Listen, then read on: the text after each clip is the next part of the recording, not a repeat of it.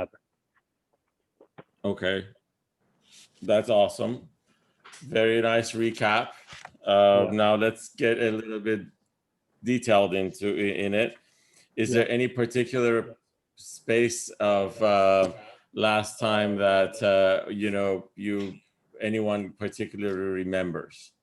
The splitting up, telling people different pieces of information to divide them. Okay. So as what is the let's discuss that a little bit. How did I guess Rumi paint this picture for us? What did he really put in position?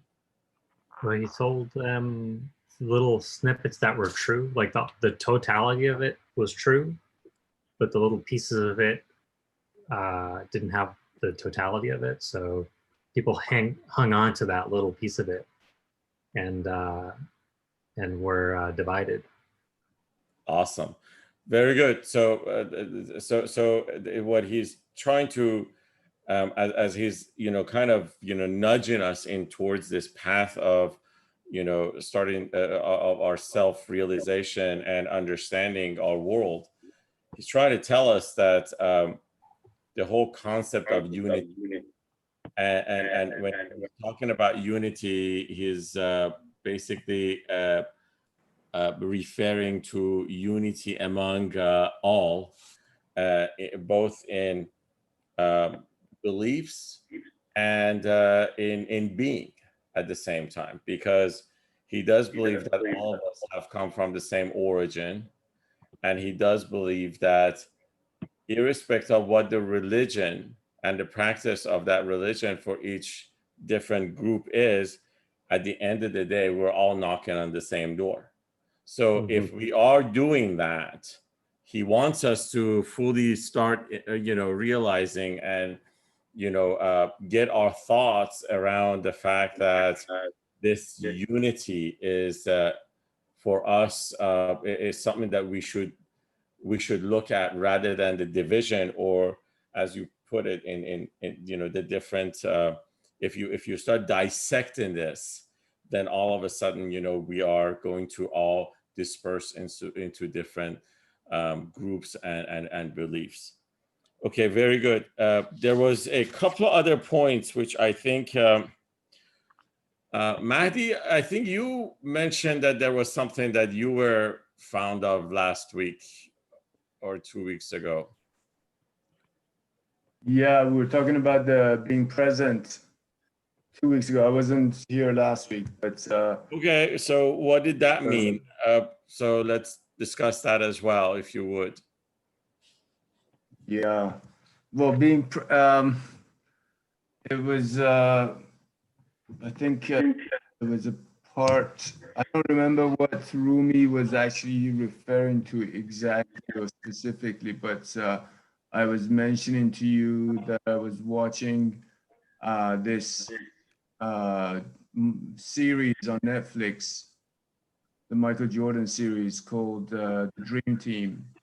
And one of the things that the last episode they mentioned about him was that it wasn't necessarily that he was a great athlete, but that he was present at all times, whatever he was doing. That's what made him a very special human being. So how did you interpret being present? So for me, being present is just being in that moment, so focused in that moment that I'm not thinking about anything else, that nothing else matters. And now that I talk about it, I think there's a lot of stories, religious stories around that too, of people. Well, I mean, that's one of the things when people go to pray, they're really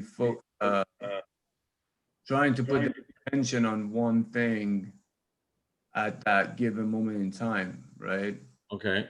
So being present is really just being 100% focused and attentive to that moment in time. And I don't Well, did Rumi talk about being present and not being in the past or the future? I mean, Okay. that's what a lot of people talk about in general. A lot of these. So what did we actually say that, okay, what the past, being in the past, what does that mean, and what does it mean to be in the future? That was a great point. Yeah, the past is in the past, and the future hasn't come. So that's what they So present, right?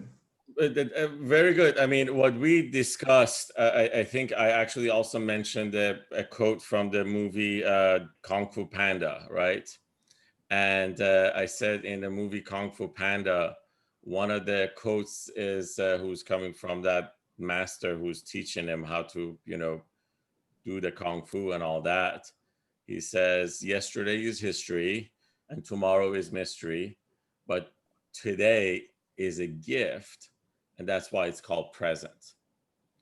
So I really like that quote. I think we should all think through every day as that as a present. At the same time, I wanted to also bring in another quote. I forgot the lecturer's name, but her lecture, which she talks about vulnerability, I think on TED Talk, is actually one of the uh, top 100 or top 10 TED Talks or something like that.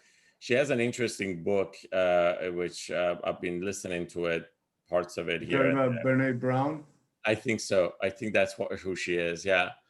And in there, one of the things that she says is that we have to be very conscious about how we message our lives on a daily basis. And for instance, something that resonated totally with me was that I would get up in the morning and I would be like, and excuse my French, but I would be like, oh crap, I didn't get enough sleep. And I do that. I honestly do that. Or I would say, oh crap, I'm still tired. I gotta answer so and so, or I have to make a phone call, or I have to do this, or I have to do that. And the interesting part is that takes us away from that present. You start, at least I noticed that I was starting my day with a few negative statements right off the bat.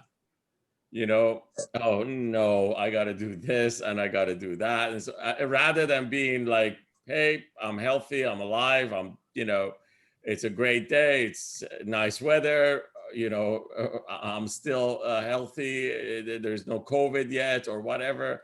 So it is important, and this being present is important, because another thing that we talked about was that Rumi keeps on talking about us being present at every moment exactly as it's happening. So our moments are our creation as it actually starts forming, and then we put it behind us and another moment is about to emerge upon us. So it is us who is actually putting this together. And so being present at that gives us a better attention, or helps us to actually give better attention to our creation as they actually start forming around us. So this is really important, and this is really cool. And thank you, Matthew, for mentioning this. So yes, we went through all of this, different books that Rumi talked about what and remember, the intention of this vizier at the end of the day is to segregate all different groups from each other and get them to somehow fight each other. So his intention is to bring division. Now, we also talk about jealousy. That was the reason of his intention. Very good. So we talked about jealousy. That's awesome. So, and jealousy, we said that it is not a characteristics of us which was given to us by God. It was given to us by creation. It's important for us to segregate the two. because there is a moment of creation, which that is when, according to Quran and according to what we know, God has, put his breath into us, and we have become alive. So that's the moment of creation. But the moment of existence and the moment of holistic being, which goes back to the existence of God and the characteristics of what God is, that jealousy is not part of it. We never call God jealous. That's not one of his names. Hasud, or the names that God has is Nur, Rahman, Rahim, all of this, but none of his none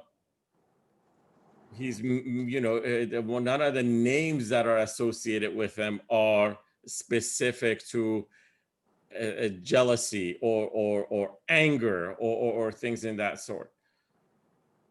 So we also can this lesson that we're actually going through, we also do see it manifest in our lifetime. It does manifest into it.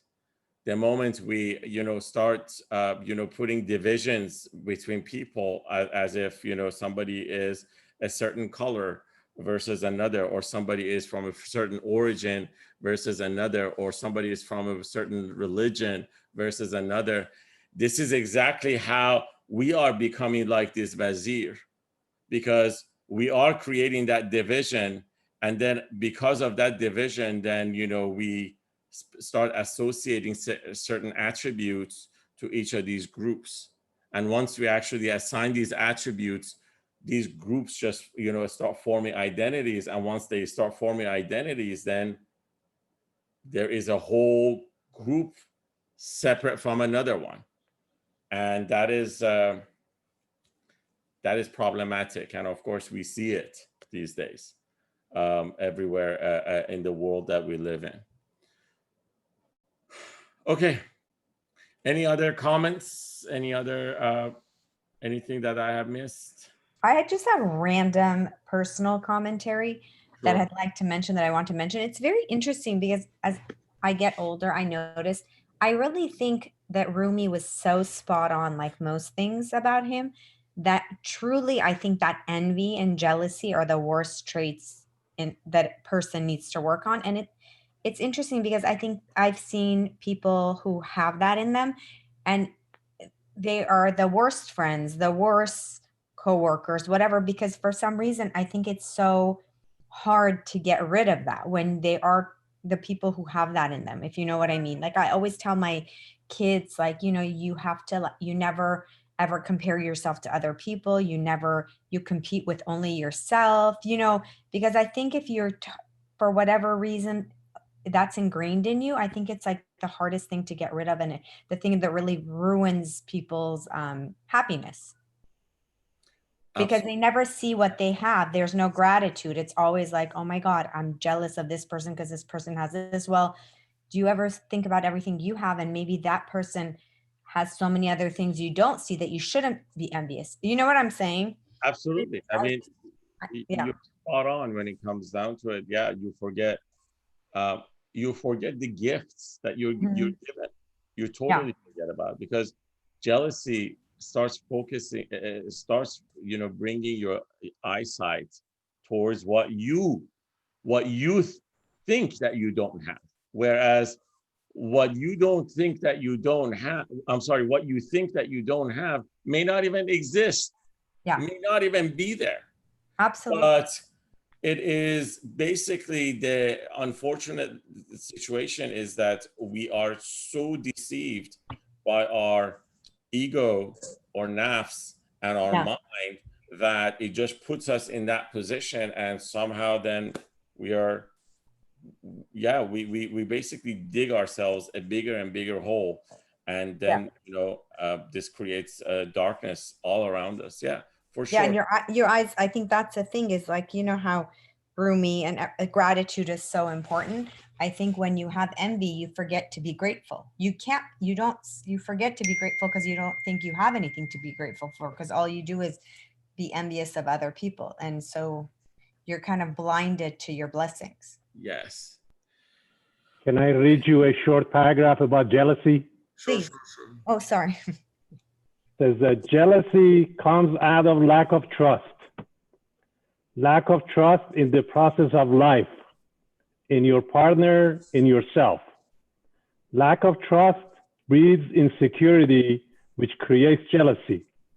We stifle these feelings because they are uncomfortable. This is a cold, hard truth about jealousy. It is a self-fulfilling prophecy. Yeah. Right. And you're bringing the word trust into it. And it's interesting. So I always ask this question. What is trust? Mm-hmm. It's a question I'm asking you. Well, ultimately, trust would be believing in a higher power or having faith in a higher power. So Matthew says believing. Having faith. I'll change it to having faith.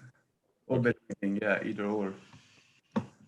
When I think about trust, I'm always reminded of this group exercise that you've seen it in group settings where they get somebody to trust in their group to keep him from falling, and they ask him to fall. Okay. That's the one that actually you fall and they catch you and you totally. That's right. Yeah. So you trust them. That's what the whole trust is. That you're not gonna fall. You're gonna be scared if you don't trust that they're gonna get you.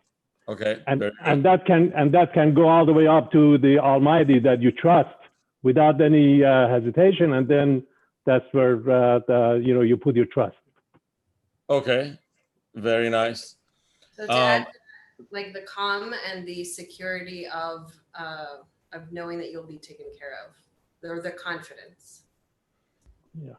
Calm and so, Aziza, are you elaborating on what Rasul said, or are you? I'm kind of elaborating and taking it. Like I think that there's something to like the confidence of knowing with a sense of calm that you can trust, that you can know that you'll be taken care of.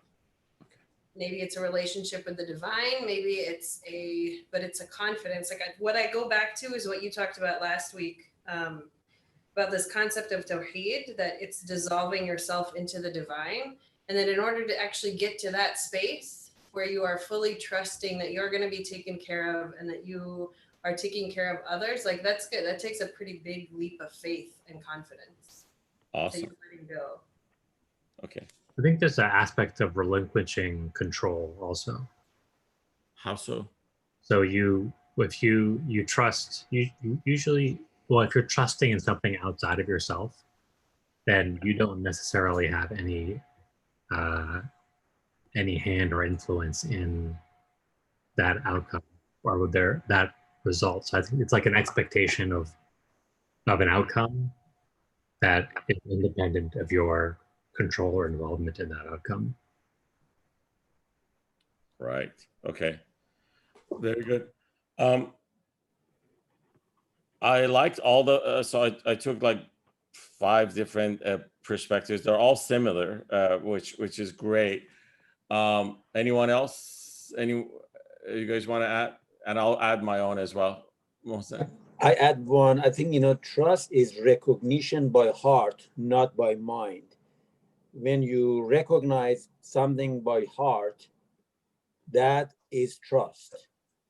Now that recognition could be power recognition, protection recognition, any kind of recognition, but you feel it, and it's not like your mind or physical calculation. It's just from your heart. So awesome. So I will add to that exact opposite. Trust can also comes from knowledge. okay. Not fear, but knowledge. Like confidence. Like confidence. I have trust that my car will take me from point A to point B. Inshallah. Exactly. See, you put inshallah at the end of it, and I have a point for that. Uh, and all jumping ahead, because this story we're going to read tonight is exactly that. right. From Morrison, don't add to point to that. You're going to take us back to the never ending, the patience, have patience, have patience Yeah. conversation. Yeah. Together. sorry that I'm taking you through this, but this is I'm, it. I'm just being sarcastic. No, dude. So I'll add my point to it. I normally when I and it's interesting. All of you guys have pointed to this in different ways. Like when you're supposed to dissolve yourself in the divine, or it's something it's of course recognizing the heart and understanding that, and perhaps the common security and confidence of knowing, and in this case I think the knowing comes from within yourself, from the heart rather than from the mind. um, I normally in my seminars I tell people that trust is a feeling at the end of the day. If I want to define trust, it's a feeling, and the only way I can explain that is that I say there are times that you trust someone. You give them your keys, you give them keys to your house without, asking for their social security number or anything like that. You just give them, the key. And then when somebody asks, hey, do you trust this person? You're like, yes. And you can't necessarily elaborate on it. You just trust them. And the funny part is trust, because it's actually extremely internal to our feeling and our heart. Another example I always use is, unfortunately, when between a couple, whether it is a marriage or a relationship or even a partnership, when one is, does something that breaks the trust with another, or even a friendship. Once that trust is broken, it's interesting. People even go to therapy and things like that. Even that they do that, mending that and attaching that back is such a difficult task, because it is a feeling. I mean, you can be so logical about it. And again, you can come back and say, I will do this and do this and do this. And still that person whose trust is being violated would come back and say, you know what, I just can't trust you. And you can't explain that. So having said that, that's the reason we brought this up is that there is a level of trust that we're trying to build by, as you just actually referred to it yourselves, that we have to start trusting ourselves. And trusting ourselves means trusting our inner soul. And our inner soul, which is something of godlike particles in a sense, or godlike being, we have to then start trusting God, which in that case, if we can fully engage and feel and communicate, and in this case, it's interesting, God is the only partner that anyone can have which would never violate you. It's always us who is violating him. And Rumi is going to go through that. We will get through this poem passages that he would say, every time we fall into some kind of a problem, we're always asking God for help. And once that's passed, we forget about him until another one. And then we again rush towards him, and we do all sorts of stuff just because it is the only one who, with all the attributes of being the Rahman and Rahim and the one trustworthy being who has always protected us regardless, we know that we can always go to him. So having said that, let's just, it was a good conversation. I just wanted to, now let's go back to our story and then see what's Rumi now got planned for us. One quick comment about trust. Yes, yes. It's also very easy to answer the question that no, I don't trust. Because you will have a specific examples that says no, because I don't trust. It is your feelings. It's totally your feelings. Yeah. You could come back and here's the deal. You can always explain somebody who's not reliable. Yeah. If somebody is not reliable, like, you know, you're supposed to meet somebody at, you know, 10 o'clock in the morning, and you tell your friend, you know what, this guy is not reliable. And he asks you why. You're like, because 4 times before I had a meeting with him and he was half an hour late. You have data points very specific to the fact that he's not reliable. Being reliable and being trustworthy are 2 different things. I always say this also, this is part of my examples. I say you have, every single one of us have got this one friend who probably is the most unreliable guy in the world, but we trust him. You know that if you need him to take a bat at somebody, he would take a bat at them for you. It's just as simple as that. You can't explain it. It is not an explainable fact within us. It is completely something, just like you said. You say, I just don't trust him. And that's it. And nobody asks you why. They're like, okay, I get it. Yeah. All right. So let's go into, so after Rumi talked about the 12 different books and how they look, now he's trying to tell us the explanation of how the differences are apparent in form, but not in the reality of the way, which is basically what we have already understood. But let's figure out what he's trying to tell us in here. So not seeing Jesus' one coloredness, about his vat of dye, he didn't guess. So this first line is referring to a biblical story. And the story is that apparently in the time of Jesus, he goes to a dye house to work. And, you know, the person who owns the place, he shows Jesus all different dyes of colors. And he tells them that I need all of these to be prepared because I have a very large order. So therefore I'm going to need, you know, light blue, you know, dark red, things like that. And he gives them very specific instructions for those colors. And he comes back and he notices that Jesus has only one basically barrel of dye in front of him and nothing else. And he goes, what the hell, man, didn't I not tell you that I need, you know, 6, 7 different dyes? And Jesus is like, okay, what color do you want? And he's like, I need a dark red. So he puts the, you know, the cloth in the dye and he brings it out and it's dark red. And he's like, now what do you want? He's like, I need light blue. He does the same thing and light blue comes out. It is a biblical story. It's part of the miracle of Jesus. But Rumi is trying to give us I'm going to give you guys a preview of this. He's trying to tell us that the different colors in us, we are so used to seeing colors. We understand things through colors. Whereas the unity of God and the unity of this universe is all one color. Let me give you an example. And I think we've talked about this. The light itself is one color. As a matter of fact, is no color. It's just light.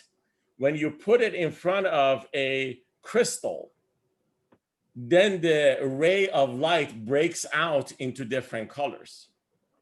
But all of them are united in one, which is a colorless color. And Rumi believes that the color of God is colorless color, which encompasses everything, yet it is completely neutral and it's completely without sight. So what is referring in here, and this translation is actually, I'm sorry, but it's horrible, but that's what he's trying to basically, you know, get across. So he says, a multicolored garment placed in there comes out one colored, clearer than the air. So basically trying to explain Jesus's, miracle. Not that one coloredness which seemed a bore, but like the pure water which all fish adore. Now, right from here, he is exemplifying the relationship between the water and the fish. Rumi is in love with the fish. He likes fish. The reason he likes fish, I've said this before, I think he believes that he needs to be like the fish. He needs to be completely drowned in the unity and the endless sea of God. And he envies the fish because he says the fish has nothing separating him from his beloved. He's there, his life is within water, he sleeps in the water, he eats in the water, he breathes in the water, and the moment you separate him from his beloved, he starts dying. And he never gets enough. And he never gets enough. And he's like, I wish I was like that. That's why he refers to the relationship between the fish and the water in that way. So he's now talking about the fact that, just like the fish, as fish really needs that water in order to be alive. And he says that he feels, I mean, Rumi he feels specifically this way, that he needs that constant relationship and constant communication with God in order to feel alive.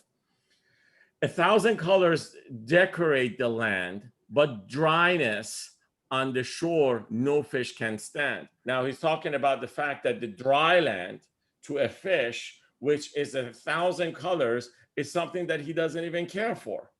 Because the moment he gets separated from water, he starts feeling that he's dying.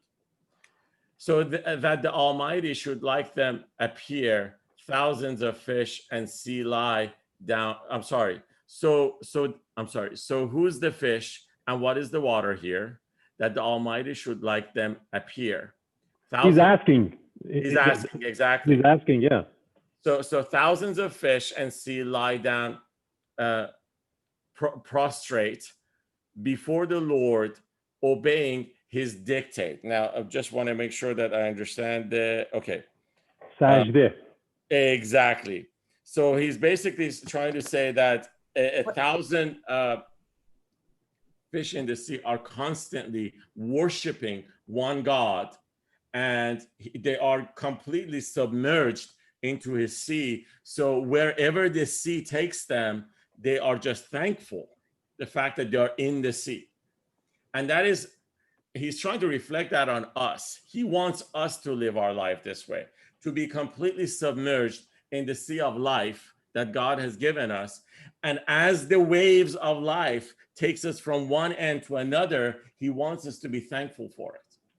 Just be thankful about the fact that we are there and connected, of course. So Mohsen, is that why he's like saying, to be like the fish and not get distracted by the 1,000 colors, like all the adorations that are false? Exactly. Okay. Later on, you're gonna also read a line that he says that we are so used to eating colors, but these colors are all one, and he's right. Yeah, he's like he actually says that I wish I could eat the earth, the soil.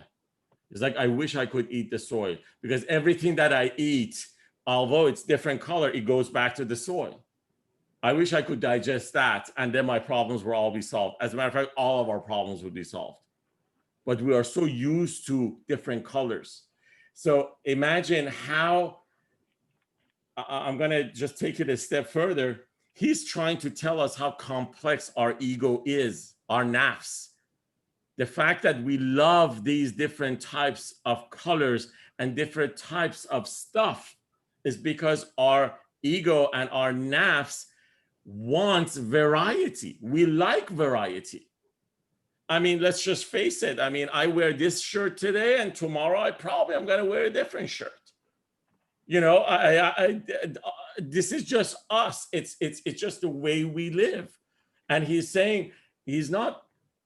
Don't get me wrong. He's never asked anyone to abolish what he has, but he says don't have attachment to these things.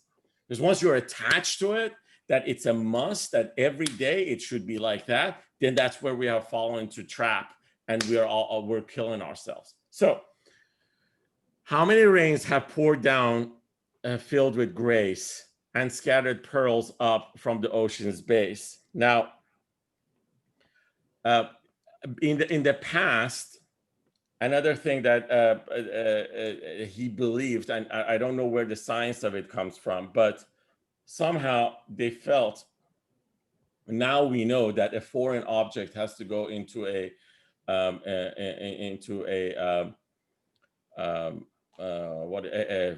do you call it? Oyster? Oyster in order to actually form a pearl, right? But apparently back then in his time, they thought that they needed to actually a drop of water would get in there, and that drop of water forms a pearl. So he's now talking about the fact of the matter is that there's so many rains have poured down. However, there is one that actually has made that pearl and scattered pearls up from the ocean's base. Now he's going to elaborate on this. And through his grace, how many suns have shone the clouds and seas with care to smile upon. Okay. A ray of knowledge shone on soil and clay to teach them how to nurture seeds this way. Now he's talking about the cycle of life in a way. Such ground is pure no matter what you sow. Without a defect, plants will quickly grow. Cycle of life. It's soundless, comes from primordial trust. That's why it gets its light from the all just. Now, he's talking about the fact that there is a level of trust, and this trust, I'm going to use the Farsi word, or I think it's Arabic word. It's called tawakkul. Okay, so we have to find this trust within ourselves that what we are asking is not going in vain. Am I making sense? I'm not making sense. I'll tell you why. So he's trying. So think about what he's saying. He's talking about the rain. Then he talks about the fact that the sun does what he's supposed to do, forms the cloud and forms the rain, and the rain comes and pours down on the earth, and it fertilizes the plants, and the plants grow, and they do what they have to do. Okay, and it's all because all of them are getting their light from all just. So basically, in this case, they're basically getting everything from how God has prepared everything. But spring must give a signal from the Lord before the soil reveals its hidden hoard. So basically, this signal and all that, it's something that he believes the consciousness of the earth and the consciousness of everything that's around the earth completely trusts and submits itself to the will of God as it's supposed to happen. And things happen that way. Mohsen, yes. Can I read the footnote for that primordial trust? I think you will explain it. Sure. It's at the end of the book. It says that the primordial trust, this refers to the Quranic covenant of Allah in section 172. Right. When mankind testified that God is the Lord by saying yes in response to his question, am I not your Lord? Exactly. So thank you for referring to that. So he's talking about the ayah that says, Alastu berabbikum qalu bala. Am I not your God? Yeah. And the mankind said, yes, you are. Yeah. And what Rumi believes is that when that question was asked, and it's the ayah from Quran. Do you know? I'm sorry. What's the surah? 7172. No, 7. So it should be A'raf, I think. I tell you in a minute. I think it's Surah A'raf. 172. So what he's saying is that God asks, am I not your Lord? And we have said, yes, you are. So right there and there is that bond that was formed. Yeah, And the out funny of. part is that we forget the bond. As a matter of fact, we have completely forgotten because we have forgotten where we came from. That's why he's giving us all these examples of abundance and belonging to the sea or an ocean of abundance and being submerged in there and being part of what the endless sea of love God is. And he's saying that we have now come into this dry land and we are used to all these different colors and so, and you have forgotten that our life was completely dependent on our existence with God. So basically, as you said, yeah, he's giving us, he's telling us that we have made this bond with God, but we've forgotten it. And because we've forgotten it, as a matter of fact, at some other parts of Masnavi, he tells us, he's like, rather every time something bad happens to us, rather than actually going and knocking on God's door, the first thing we do is we go and knock on somebody else's door. And he's like, he doesn't say that you shouldn't be seeking help or doing what you need to do, but in our hearts, we need to first ask God to help us rather than asking someone else to help you. And we will get to this. He's going to use a story of Yusuf, the prophet Joseph, that when Joseph was in prison, he asks a cellmate to tell the king that, hey, can you go and tell Pharaoh that, hey, Joseph is in the prison, so can you like speed up his release? And God and Rumi is even tries to tell us that even a prophet like Joseph does fall into this trap of asking from someone else to help rather than asking God. So this trust that we're talking about, we have to totally feel it within ourselves and start practicing it, in a sense that in every instance of our life, we have to believe wholeheartedly in our heart that it's God that we can trust in. No middleman needed. No middleman needed. It's an amazing story and it's an amazing feeling, but unfortunately, I know I struggle with it. Everyone struggles to completely, try to grasp on this. All right. So where were we? But spring must give a signal from the Lord before the soul reveals its hidden hoard. He's given to intimate things too, knowledge, a trust, and rectitude. It's true. So now he's talking about the fact that, oh geez, this is a bad translation. All right. He's talking about the fact that when we were created, okay, when we were created as and everything else around us, which we see them as dead. So I believe that this highlighter is dead because I'm alive and I move, and this highlighter is not alive and it doesn't feel when I tap on it or anything like that. Okay, so there's a distinction between how us as humans, we see something that's alive versus dead. Okay, now he's saying that we have believed that everything that is just not like us is completely dead, and therefore as dead things, they are not saying anything or they don't hear anything. However, what he believes is that and he says it in there, that his grace schools everything without a mind. His wrath leaves educated scholars blind. Now, in this case, he's referring to ayah 44 of Surah Asra, which what it says in there is that everything that's in the earth and heavens, or in the skies and the earth, is conscious, and they are يُسَبِّحُ لِلَّهِ مَا فِي السَّمَاوَاتِ وَمَا فِي الْأَرْضِ.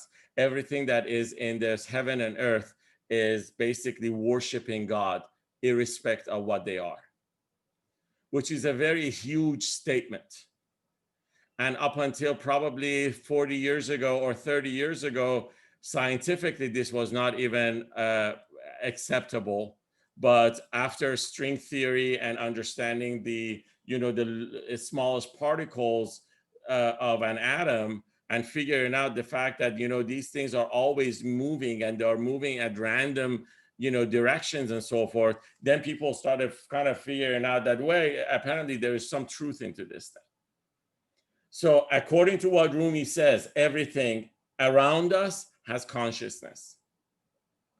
And another thing that these guys are doing on a constant basis is that they are worshiping God. Any comments? Okay, very good. So your heart and soul can't take the heat at all. Okay. And in this line, he's basically Rumi telling us that understanding and grasping these meanings is really, really difficult for us as we have just started in this journey. He's like, your heart and soul can't take the heat at all. No ear to hear these truths. Who shall I call? So basically he's saying that it's really difficult for people to just grasp the meaning behind all of this stuff. He changes every ear into an eye and every stone into a gem you'd buy. So he's now talking about the fact that if somebody really is eager to figure out the answers to all of this, God has within his power to transform. As a matter of fact, change is not the right, perhaps, it's not the right translation. It's a transformation. It's a complete, I don't know if flipping is the right word, but Rumi believes that we would flip if God wants it. He would make us flip completely. And there are times that we have seen people do that. Even in our lifetime, we have seen people who have completely given up everything and have gone and just completely started a different life. Perhaps to us, it doesn't make sense. Most of the time we question them because our mind tells us, why would you do that? Why would somebody give up all this wealth, all this, stuff and so forth, and go and just completely be, separate himself from life and all that? We ask these questions. A majority of the time, these questions come from our mind. But the reality is that we don't know their heart. We really, truly don't know what's going on in their heart. And some of these people who have completely flipped, which Rumi is one of them, have been fully enlightened with the endless light of God. And so therefore, they're like, none of this makes sense to me anymore. None of these earthly possessions. So that's why he's saying that he changes every ear into an eye. He can change every ear into an eye. So what he's saying is that what we believe is only for good for hearing, he is able to actually change that.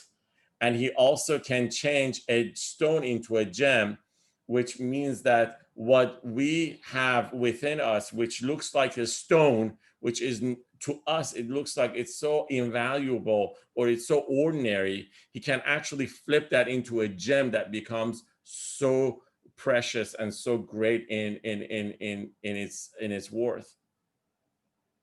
Compared with this, what then is alchemy? Next to his miracles, what's sorcery? Now he's saying that, okay, if that's the case, you guys know what alchemy is. In the past, there used to be people who wanted to change any metal into gold. That was alchemy. And in this case, he's talking about the fact that There was another science also in the past that it was the sorcery. Sorcery was a science. People would go into what is now northern part of Iraq, and there was a university there for sorcery. We're going to get there. He's going to actually talk about some people who actually went there, and he has stories about that. So what he's saying is that the fact that what God is able to do is not either alchemy or sorcery. What he's trying to say is that, again, our mind is it's very weak, and it's not possible for our mind to conceive what God is able to do.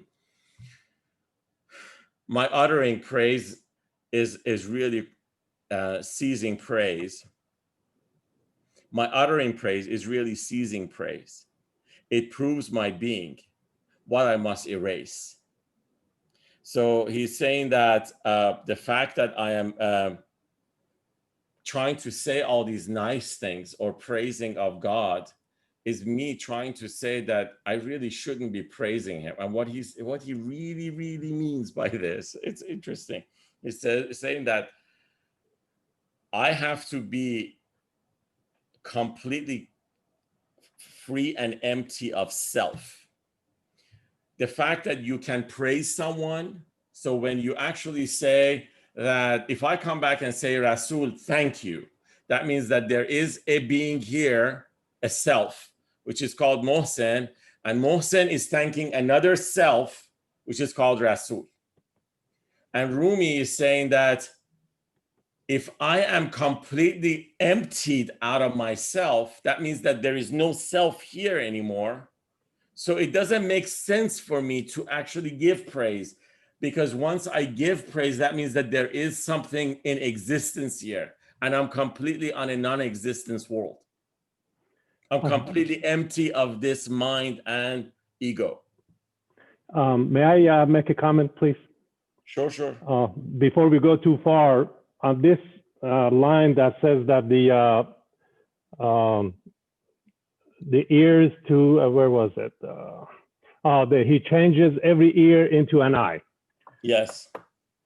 That one line, there are books written about just that one line, which essentially is the concept of, I say it in Farsi and Arabic, and then I try to say it in English, which is the concept of Ilmul Haq, Ainul Haq, and Haqul Haq. Ainul Yaqeen ya on. Ainul Yaqeen, excuse me. Ainul Yaqeen, Ilmul Yaqeen, Ainul Yaqeen, and Haqul Yaqeen. And that's what we showed last time. The passage that Morvarid also had Yes. showed us. Yes, absolutely. Certainty of knowledge, certainty of sight, and certainty of assured trust. Yes. And the way that you explain this, and essentially 3 stages of knowing God. How to get to know God has 3 stages.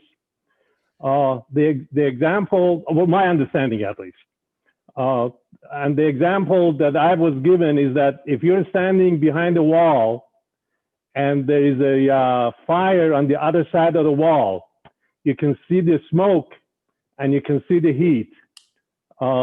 That's the certainty of knowledge, that Ilmul Yaqeen. But if you get on top of the wall and go on the other side, now you can see the fire. Now nobody can argue with you that there is a fire. You saw that. And that's, but then, yeah. That's yeah. But then if you actually go on the other side and go very close and feel the heat, then now you know that there is real fire. And that's when you get to know God. You cannot get it from you. You're right there. Exactly. So that's Haqul Yaqeen, basically. That's Haqul Yaqeen. Yes. The fire. That's correct. Yes. Very nice. Yes. And so basically in this case, when you are at the very last part, which is Haqul Yaqeen, or the complete certainty, you only can get there if you are completely empty of self. And Surah Haq number 51 is exactly that, in case you want to go refer to it. Okay, very good. Thank you. And in this case, what he's trying to say is that if I praise, that means that there is a self, and I shouldn't praise. Yeah. And by the way, this is another reason that for if any of you guys, inshallah, at some point will pick up other books from other poets from that region of the world. Every other poet who has written a book, they have started with their book with Bismillah ar-Rahman ar-Rahim, in the name of God, the most merciful, the most gracious. Rumi has never started his books with Bismillah ar-Rahman ar-Rahim. And the only reason he doesn't do that is because all of his books is all about God. It's all him. There's nothing else. He's like, therefore, I don't have to start with his name. It is him. It is all him. So if it's all him, and as a matter of fact, he says at another time, another part of the book, he says, I only talk when I'm connected. If I'm not connected, I'm not going to talk. So therefore, he's trying to say that what I say is not me, it's someone else. I'm just saying it. It is absolutely mind-boggling how this guy had a vision broader than I would say what we can even assume, perhaps most of us. Another characteristics of his poetry is that, just as you mentioned, every other poet from the part of the world, when they finish their poetry, they always use their own name in the last part of the poem. He never does. He never does. He always uses shams. And in order to, another thing that I have to also mention about that is that everybody thinks that, what he is saying is about shams, the person. But what we figured out is that it's really not shams. It's actually shams is a reflection of God into him. And that's what he's actually referring to. Unfortunately, most people who read this in Farsi, they are all talking about, he's talking about shams as and I'm like, no, that's not what he's talking about. It's about God. He's using this guy. He's using the name, but you have to see where he's going with it. And Mr. Mohsen, because he's been in my Farsi class, he knows how much I struggled with that. Because I had people who literally would come back and say, you're doing Shams a disservice for not acknowledging this. And I'm like, I'm not doing the guy disservice. It's just the fact that it's not him. It's God. Yeah. So it is, but thank you for that. So let's go forward. So he says, before his being, please, I'm sorry. So my uttering praise is really ceasing praise. It proves my being, what I must erase. Before his being, please leave yours behind. See what he says. Before his being, please leave yours behind. So please leave your being behind. So be empty of that. What is your own existence, blue and blind? And in this case, what he's referring to is the fact that your existence is something that is completely worthless. And the blue is referring to when you bruise your body. When a body gets bruised, that basically means that it's not getting enough oxygen, it's not getting enough blood. So it's just a part that, it needs healing and it doesn't work as good. So he's saying that your own existence is just that. It's blind, it can't see the divine, and it's blue, and it's not able to do what it's supposed to do. Except the blind, all melt before his feet.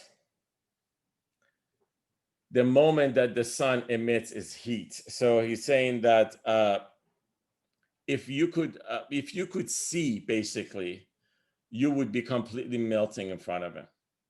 If you could only see where he's at, or if you could see what he's all about. And the moment that the sun emits its heat.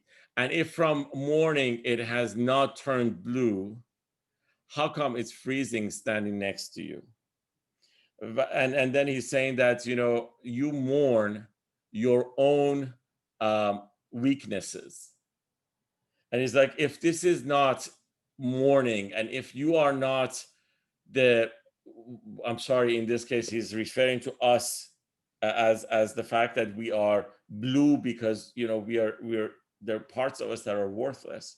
And he says, how come when I'm standing next to you, or when I feel you, you are so cold to me?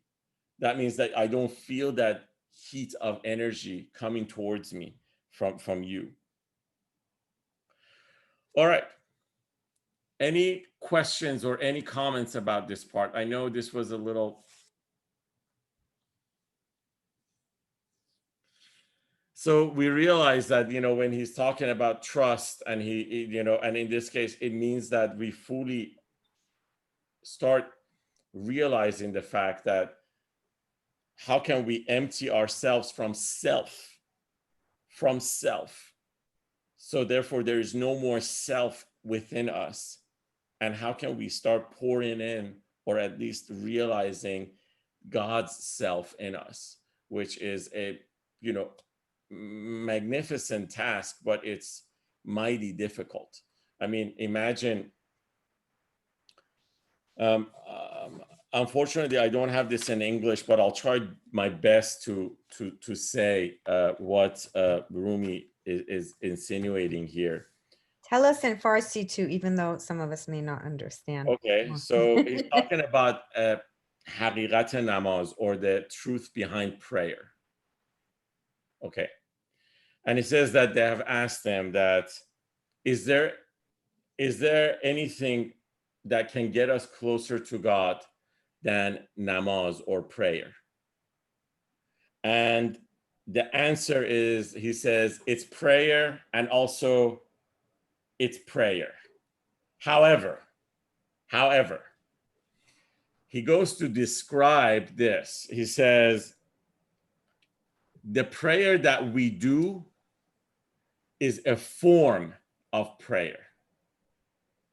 So we are given a form, and we're just doing that.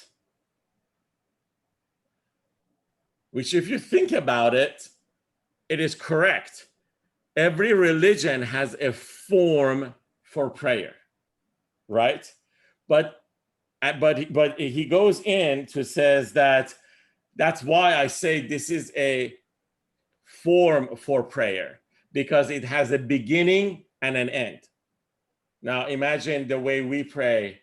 We pray with saying Allahu Akbar and start, and we ended with when we say we say Assalamu alaikum wa rahmatullahi wa barakatuh. So it's like, that's why a prayer in its form has a beginning and an end. But then he's saying that the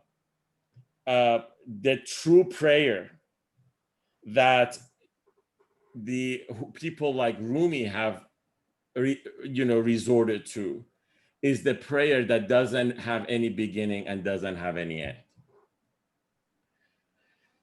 So think about that. Just imagine the fact that all of a sudden he takes this whole form of prayer that we know, and he tells us it's good, it's really good. But remember, this is a beginning and an end. And he's right.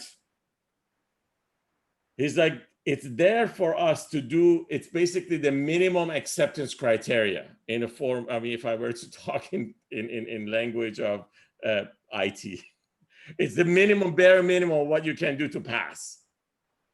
But Rumi and people like him, they don't look at prayer that way.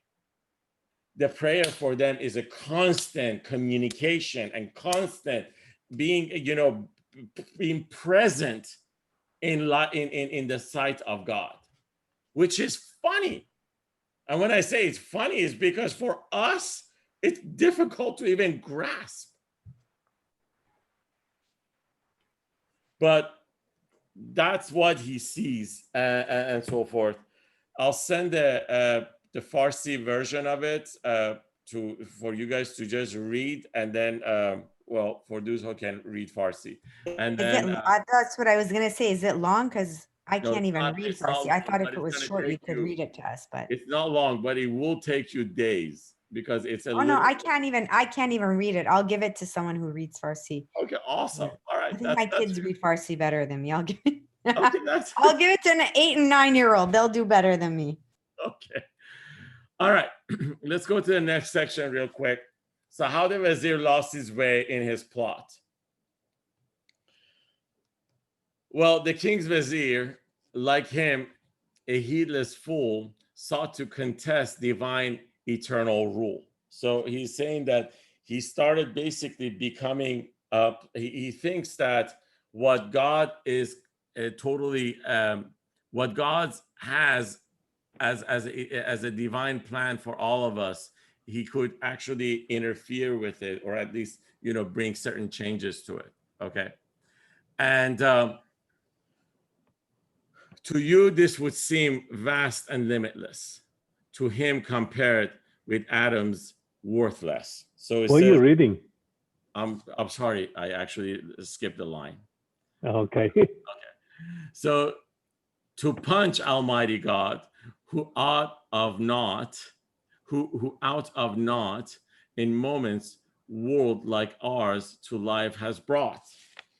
So he's basically saying that he wants to somehow get into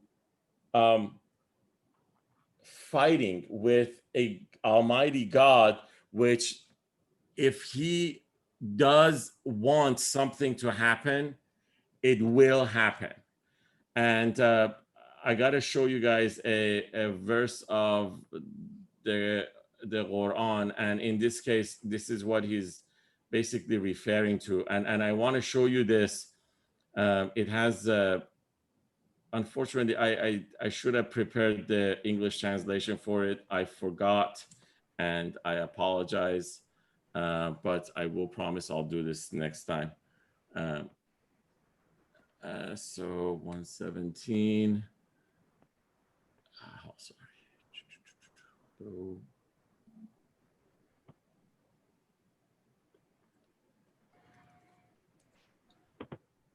So Surah Baqarah, there is a ayah, which it's right here. Okay. Can you guys see it? Like it's cropped. You just see the. It's cut off. Oh, okay, cut out. Okay, let me do the share again. Sorry.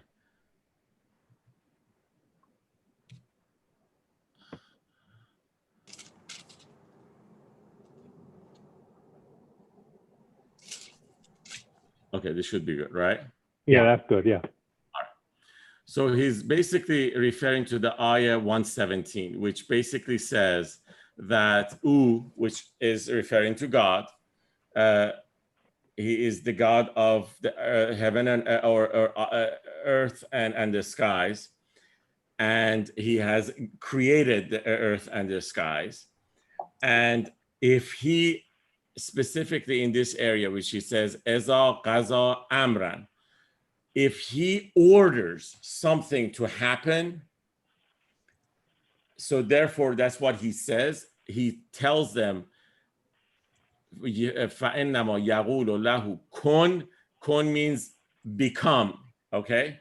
فَيَكُن means that they would then follow and they would become. Does that make sense?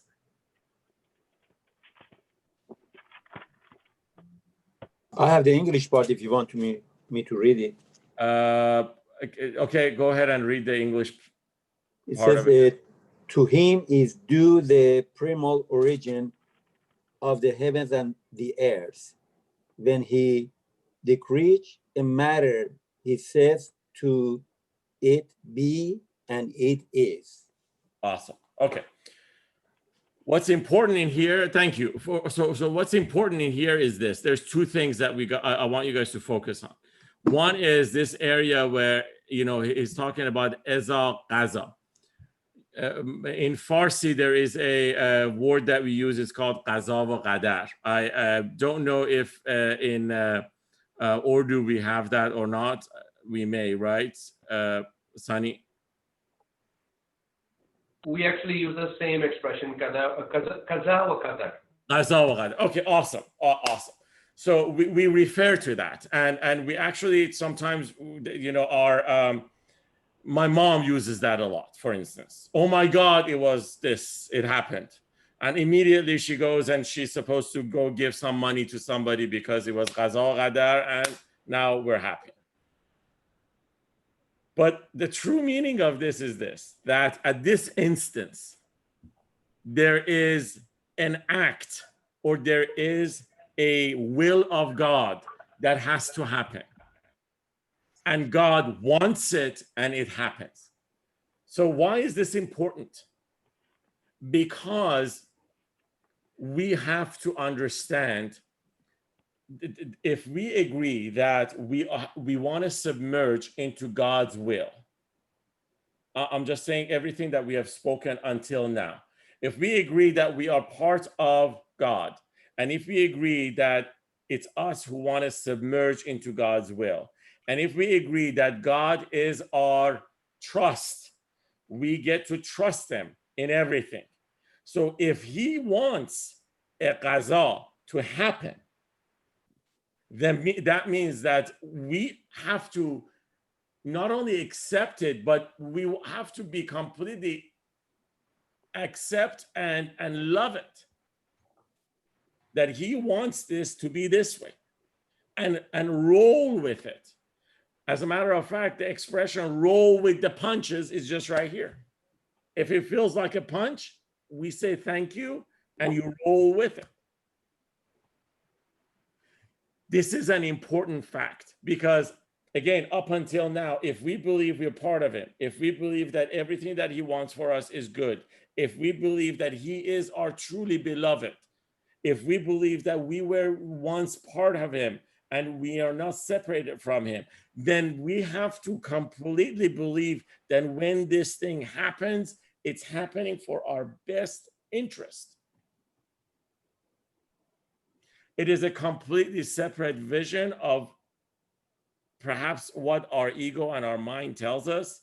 But at the same time, I have to tell you that in the West, if you go to any of these self-help seminars and all that, what they tell you is exactly this. What's the expression? They say, God gives you lemon, you make lemonade out of it. It's this. We had it. The West got it all of a sudden to look different, and now they're selling it for how many millions or whatever. It's seriously, it was in our Quran, it was in our poets. I mean, it was there. It's us. We have to understand it. We have to agree with it. So, and unfortunately, most of the translations of the Quran, when it comes down to this, they're talking about massive, for instance, an earthquake that happens. Fine, an earthquake that happens. Even an earthquake that would happen, it is something that needs to happen, and it will happen. And if we agree and we believe that God has everything lined up for us, and it is to our best interest, and it's into our best liking, therefore we have to be all good with it. We have to love it.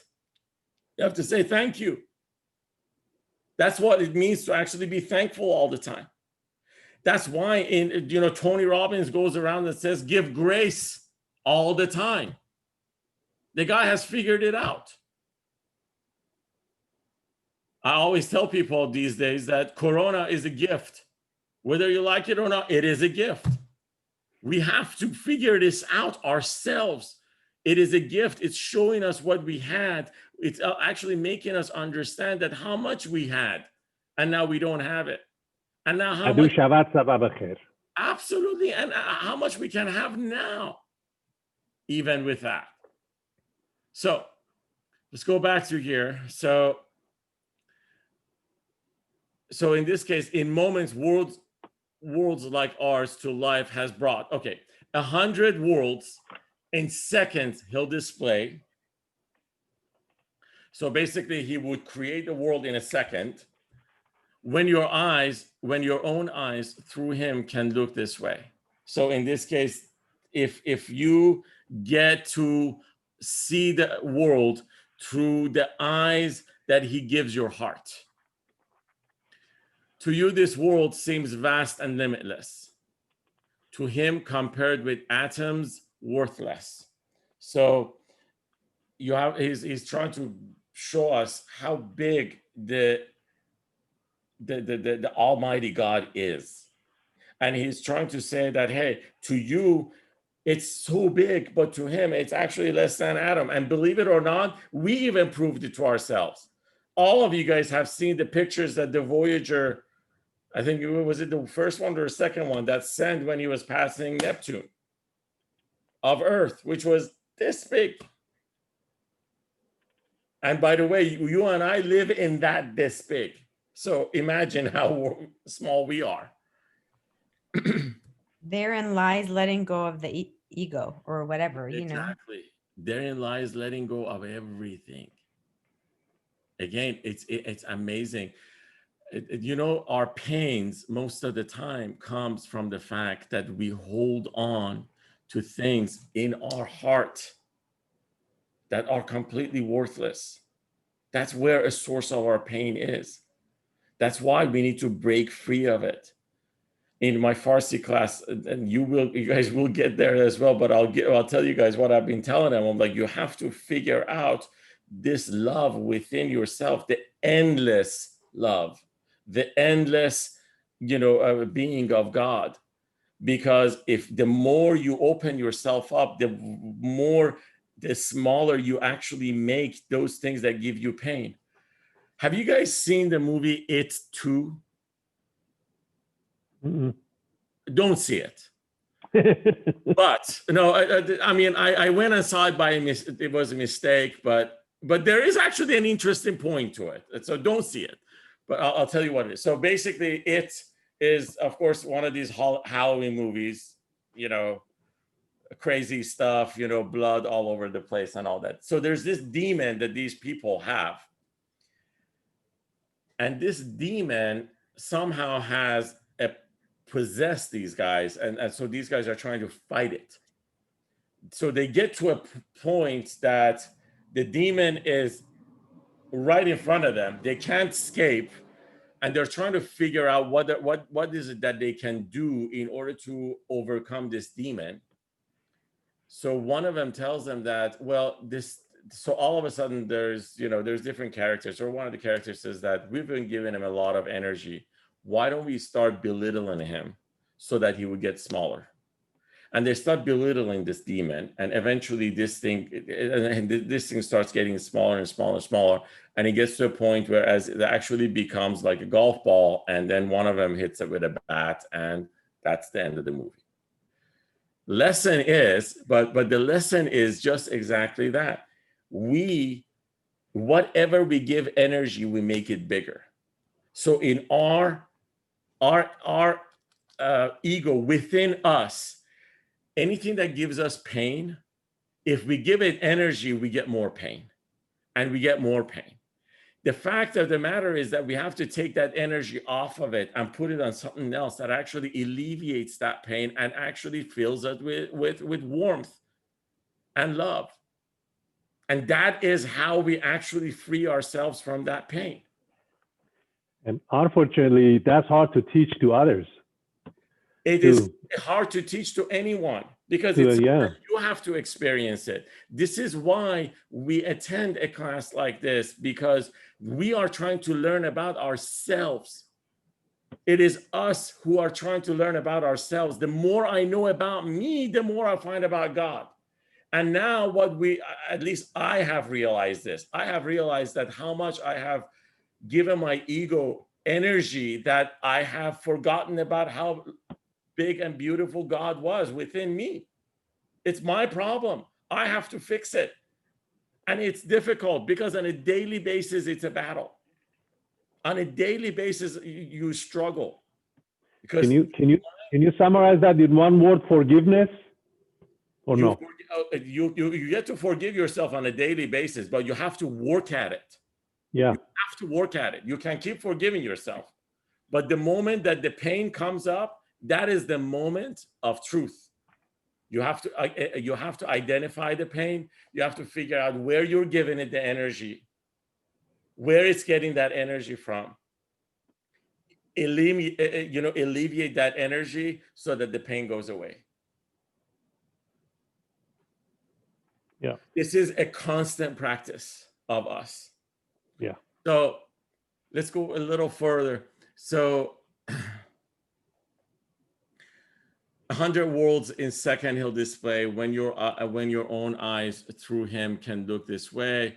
To you this world seems vast and limitless. To him compared with atoms it's worthless. This world's a goal. Your souls are locked inside. Head that way for the open countryside. So he's basically saying that we are in a limited world. Everything about us in this world is limited, but our origin comes from a limitless place. Let me use another example for you guys. All of you guys are coming from somewhat a Middle Eastern background. In that region of the world, one of the things that's very, very important is family ancestry, right? You are so and so, right? I mean, all of a sudden, God forbid you actually meet a girl that is not part of so and so's family. It used to be like this. I mean, now it's a lot of this has eased down. But God forbid, oh, no, they can't, they are not good with our family. Our family is really this, our family is you guys have all experienced this. The funny part is this, that we do that. Some of us have broke free out of that, but some of us actually went through that. This is how we know our origin, but our true origin actually comes from God. And this is exactly what Rumi is saying. He's like, your true origin is a limitless origin. Why is it that you're limiting yourself here? Why is it that you're completely bounding yourself with this, with here? Head that way for the open countryside. This world has limits. That one's limit free. Form is a barrier to reality, and reality in this case is basically what he sees as his truth.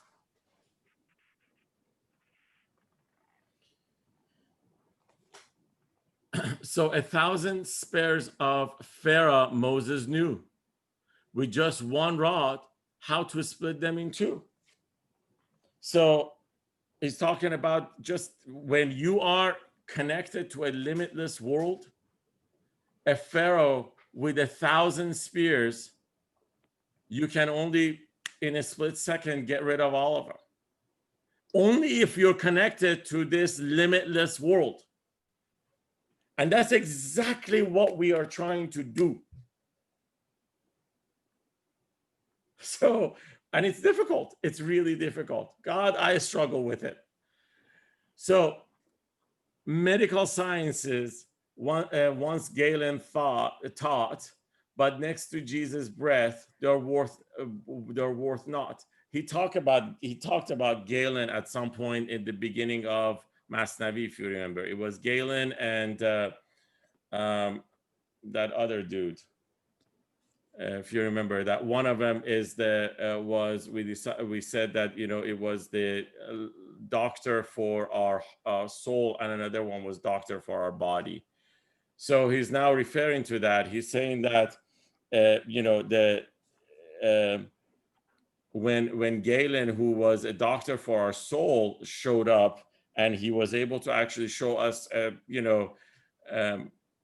lot of sciences, and it tried to teach us that next to Jesus' breath, they were worth nothing, because Jesus' breath was connected to a limitless place. The finest poetry was put to shame the day illiterate Muhammad came. All of us know that one of the miracles of Prophet Muhammad was the fact that he was illiterate. And then all of a sudden he was saying the verses of Quran, which were the most beautiful verses of poetry. And he's saying that these verses came and put all the poets to shame. Why? Again, because Muhammad was connected to a limitless world. That's the only way he could say all these things.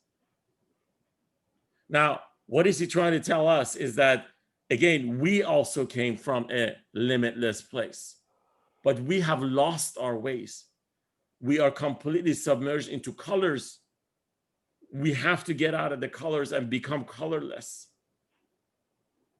Once you're colorless, you have all of them.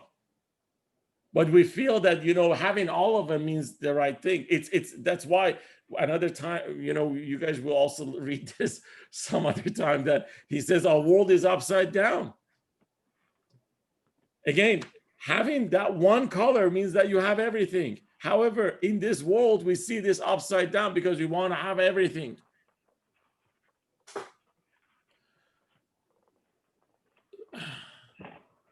With such an overwhelming Lord, how then can you not die unless you're wretched men? So in this case, he's talking about if this is your Lord, if this is how powerful you can become once you actually connect with him, then why wouldn't you die?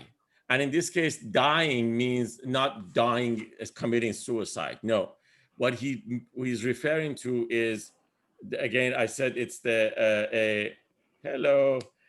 So it's a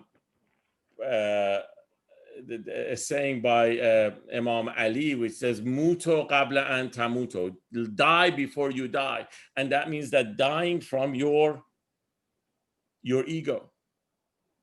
Die and kill your ego before you die, before you actually die physically.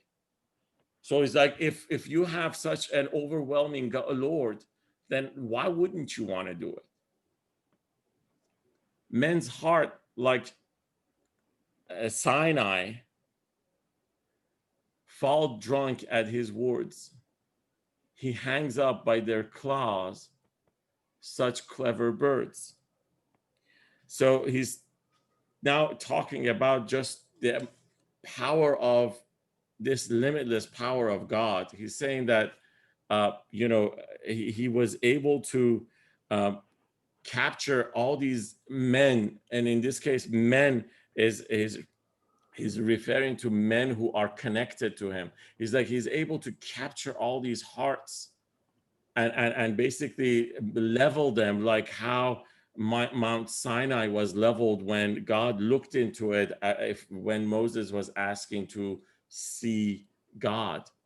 And then he says, how is it that, when you want to capture a chicken, a live chicken, if you actually hang it by its feet, the chicken is completely powerless. And it's like, he does that all the time with us. He basically hangs us from our feet, and we still think that we are something. To hone the intellect is not the way. The destitute alone the king will pay. So he's like, if you want to go towards him, or if you want to try to figure God out intellectually, it's not possible. And in this case, when he's talking about the destitute, is he's talking about the broken heart, basically. If you want to get to him, you need to have a broken heart. That means that you need your heart to actually completely break open so that there is light that actually comes in. There is a saying that I know you may have seen the captions of it here and there, that they say the wound is where the light enters. And that's, by Rumi. And this is basically where they get that interpretation, that in order for you to get close to God, you need to have a broken heart. And what that means is that you need to allow your heart to open up so that the light gets to come in. The truth treasure hunters will their stores of gold, with their stores of gold. The foolish thought were donkeys they could scold. So now he's coming back and he's saying that he's like, people who were treasure hunters or think like a treasure hunter, in a sense that, oh, if I can get this, I can get that. sometimes we think that way. I remember in back home in Iran, there was part of our school curriculum. We had to take lessons in Quran and another one in Islamic studies.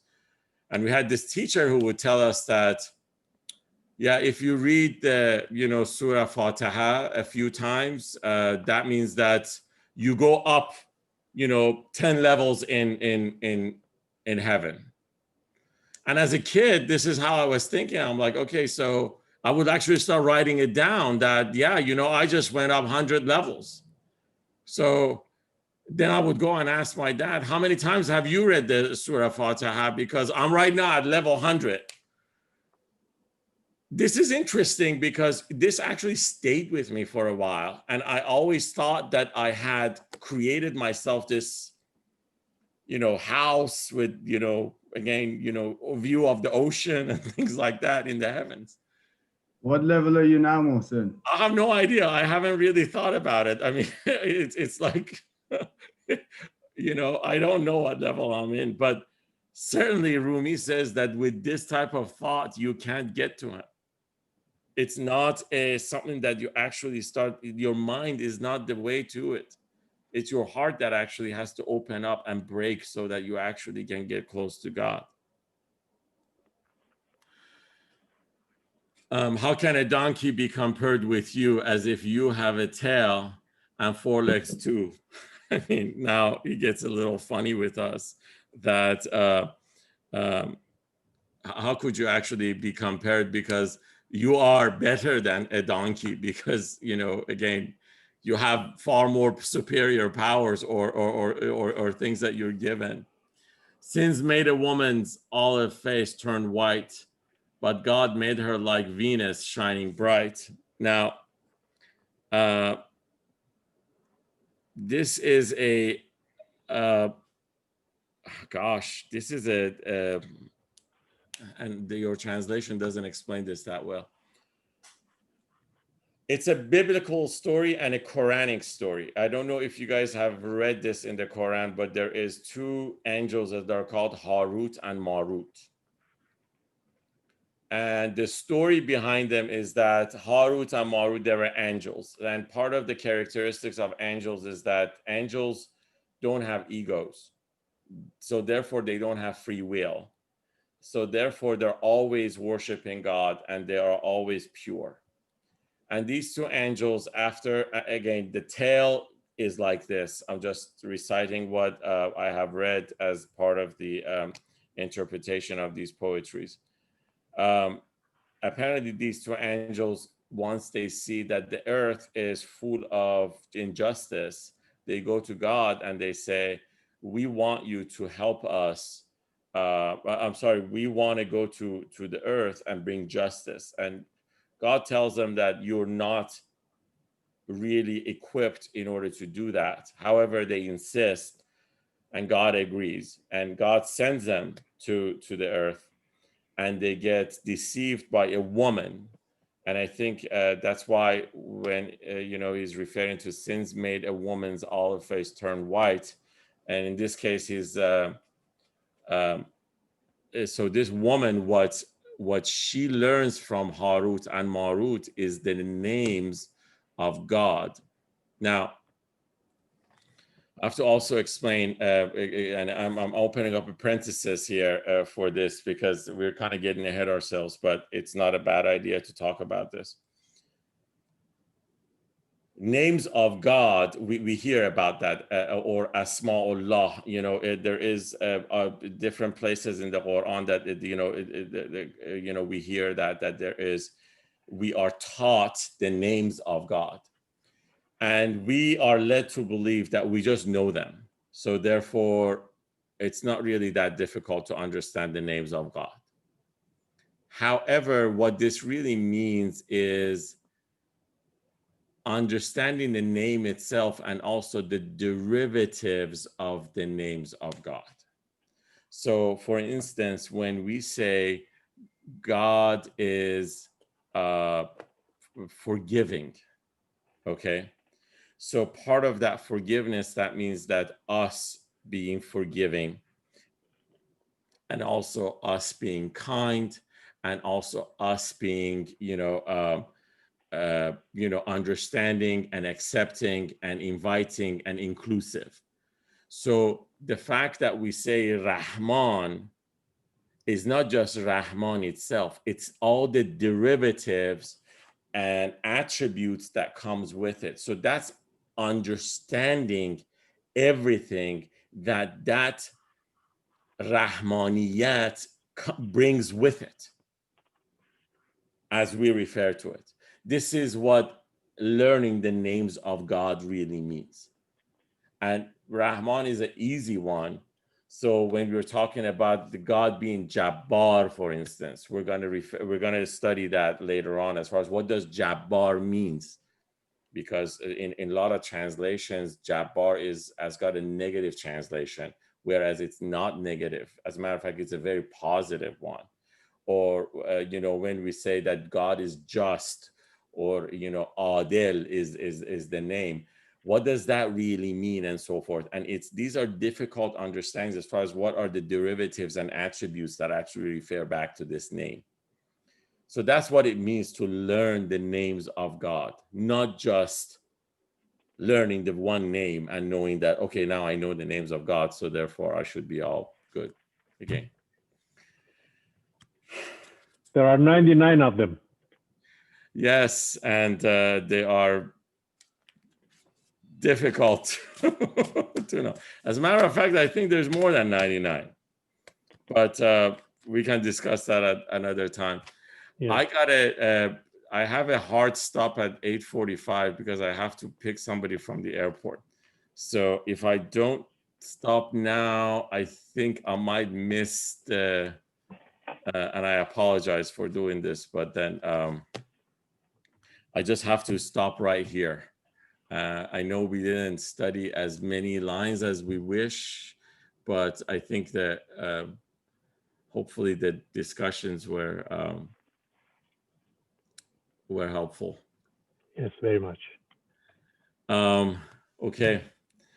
If there is no more comments, anybody, anything that I missed or anything, any comments anybody wants to make?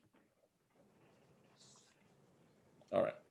I will see you guys next week, and we will finish this, and it will get much more exciting. Thank you. Thank you very much. Have a good night. Have a good evening, everybody. Bye-bye. Bye-bye. Salam alaikum. Assalamu alaikum wa rahmatullah.